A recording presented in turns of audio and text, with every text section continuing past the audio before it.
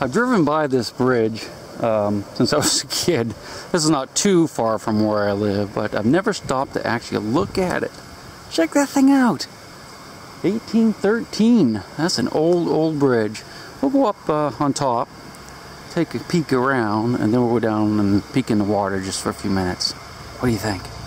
In 1813, when this bridge was built, we were still fighting the British in our second war of independence.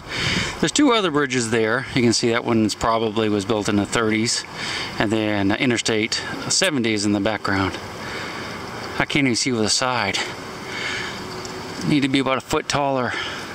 What an amazing piece of architecture.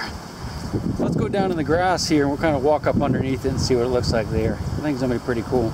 Here's another sign where it talks about the National Road, and we're up in this area here. Pretty neat, huh? It's a 30-foot wide crushed stone thoroughfare. Back in the day, and even now I guess, they actually called that macadam. You've heard of macadamized roads? Most people think that macadam or macadamized roads is like asphalt, like what we're walking on right there, that kind of surface. But it actually wasn't back in those days. Back in those days, macadam, which is named after a guy, maybe it's macadam, I don't know, can't remember what his name is. It's probably something like that. But macadamized roads were actually stone. There was a certain way they had to layer it. They layered, you know, the big stones on the bottom, then another layer of slightly smaller stones, and then very small stones on top. So it packed down as wagons would go over it, and the wagons would crush the stone and create dust. And the dust would settle down for like the final layer. And over time that would create a very, very hard surface. And the Civil War soldiers kind of hated that because, you know, a lot of those guys were barefoot.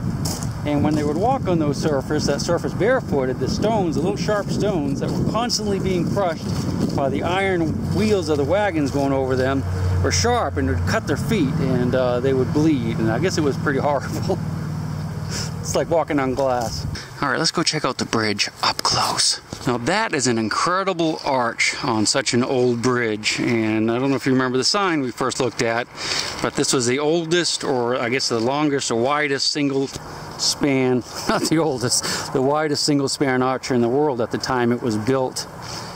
Massive amounts of water must move down through this valley right here for them to have decided to build it so high, because I mean, that is gigantic. Look at that.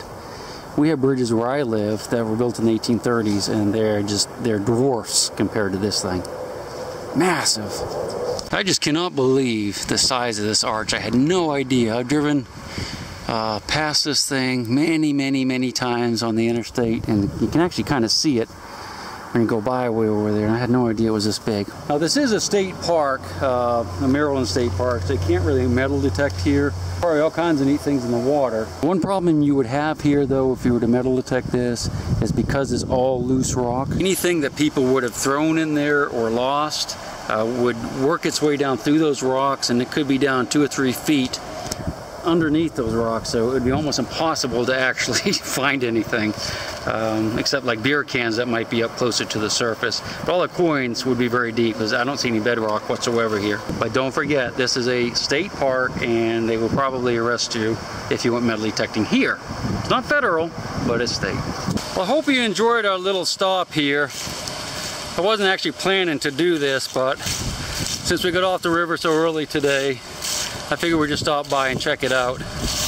I'm glad we did. It was quite interesting. We're in Grantsville, Maryland, by the way, kind of in western Maryland, not far off Interstate 70. So if you're ever out this way, I would highly recommend you stop by and just check this little park out. It's only a mile or 2 off the road, or off the interstate. So, all right, we'll see you next time somewhere in America. Adios.